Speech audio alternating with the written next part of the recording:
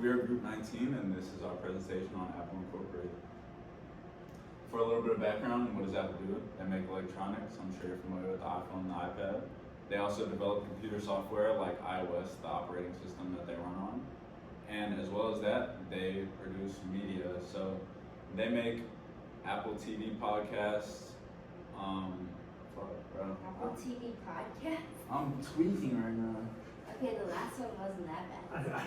No. I heard that too. I was like, Yeah. I don't know how I didn't notice. I was like, yeah, that makes sense. Yeah. Okay. do my favorite thing. Joe Rogan on Netflix or some shit. I'm not even stressed out. I need to slow down. It's just Friday. Yeah. Alright, we're good. I'm hungry as hell too. Yeah, I just ate. We are Group 19, and this is our presentation on Apple Incorporated. For a little bit of background, what does Apple do? They make electronics like the iPhone and the iPad. They develop computer software like iOS, the operating system that they run on, and they produce media. So you can think of Apple TV or podcasts that air on Apple Music. For a little bit of history, they were founded in 1976 by Steve Jobs and Steve Wozniak, and they had the goal of making user-friendly devices, specifically ones that were small enough to fit in homes and offices. In the beginning, there were very large barriers to entry. There were big competitors like Microsoft that led to Jobs' departure, and when he came back with the iMac, they became the titan that they are today. For organizational environment, they operate in the technology industry, and a large thing that impacts that is the macro forces.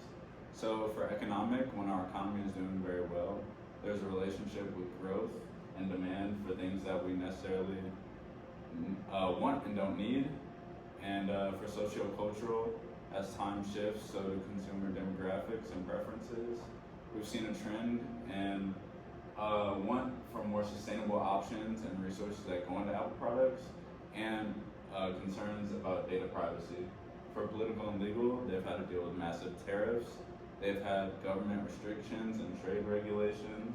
And we've seen a big antitrust lawsuit claiming that Apple is monopolizing the industry, so they've had to deal with that. And for natural disasters and human-induced problems, we've seen COVID-19 affect the global supply chain and how that's slowed down the economy.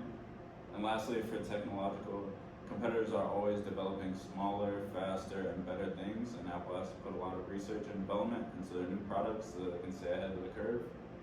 For their company, industry fit is complex. You can see number 4 right here.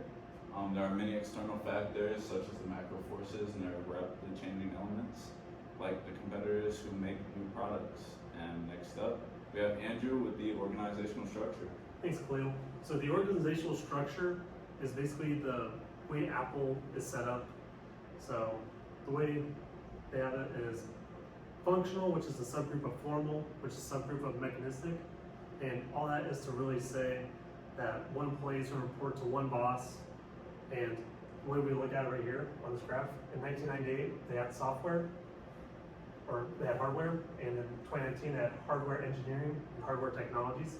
So they got more specific with their departments. And what this does is it eliminates confusion by telling employees who they report to.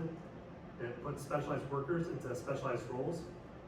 And this is what allows Apple to keep up and gain advantage over its competitors by getting better in specific areas, such as AI and machine learning. And now we have Lexi with Human Resources. Thank you, Andrew. Next, we're going to talk about human resources, which is the management of the human capital of all the employees in an organization. And we're going to focus on 3 of many things that go into HR, which is recruitment, training and development, and compensation and benefits. When you apply to Apple and get accepted to the interview process, you'll go through possibly 4 rounds. The first one is a group of 15 people. If you get accepted to the next round, it'll be a phone interview. The next one will be an in-person 3-on-1, and the last one, if you make it, will be an in-person 1-on-1 interview. And in between all of these is a series of background checks and rejections to applicants. Next, if you are hired, you go to the training and development stage, and this is where you learn what to do and not to do in Apple as you work, and that's through HR policies, and you also learn the systems to help your clients when you're working on the floor. Next, this leads to compensation and benefits, which is derived from the compensation team. And they say your starting pay is about $130K to $200K, and that is all decided on your past qualifications, skills, experiences, and the location you're working in. And next we'll have Khalil again with leadership. Thank you, Lexi. So for a little bit about leadership, here are some notable figures. There's Tim Cook, the CEO, Kevin Britt, the CFO, and Jeff Williams, the COO. And for the leadership approaches, Tim Cook has done a great job with the democratic leadership approach. It's encouraged autonomy for the workers so they can choose what they do on their own. It's encouraged participation, and it's built a lot of camaraderie amongst coworkers. A great thing that Steve Jobs brought with him when he came to Apple was the visionary leadership approach. So he inspired others through dreams of what Apple could be. And Tim Cook has done a great job expanding on that thought with incorporating diversity initiatives, so he can incorporate larger perspectives on ideas and build upon more dreams of what Apple could be in the future. And next up, we have strategic analysis with John. Thank you, Khalil. So what strategic analysis is a process that companies use to understand their competitive environment. There's many ways to do this, but we're going to be looking at this one, SWOT, which is examining your strengths, weaknesses, opportunities, and threats to your company. One of Apple's biggest strengths is its premium brand image. Everyone knows the iPad, the iPhone, the iMac, very sought after high-end products. Whatever new product like an Apple Vision Pro that Apple produces, consumers always are looking to buy or finding it cool or trying to find something like that. All of these devices can interact with each other.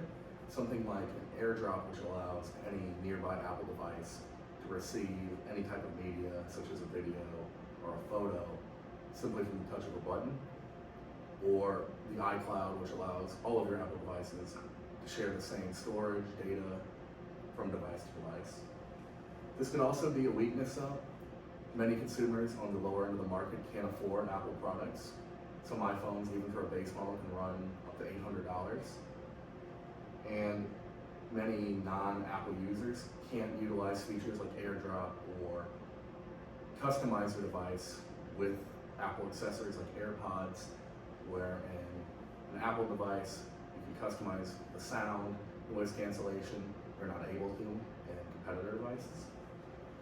What Apple could do is introduce entry-level products that allow lower income markets to get used to Apple or just get into it with a cheaper product that may not be as advanced as something like a Pro Max, the high-end iPhone model, but to allow them to put their foot in the door.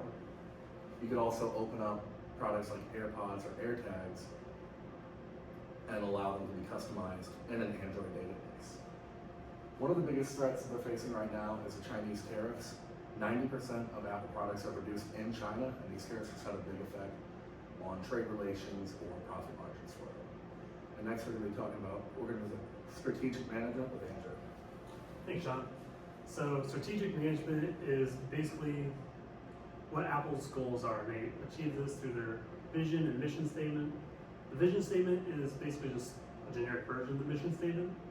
So Apple's vision statement is to make the best product on earth and leave the world better than we found it.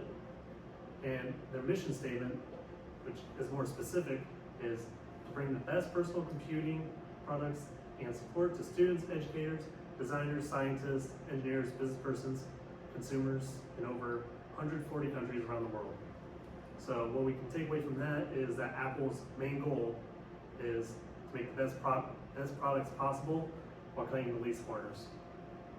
And now we're looking at technology and innovation, which is basically the planning, implementation, and evaluation of new products in order to create a competitive advantage. And you do this through, or Apple does this through internal processes and explaining new space.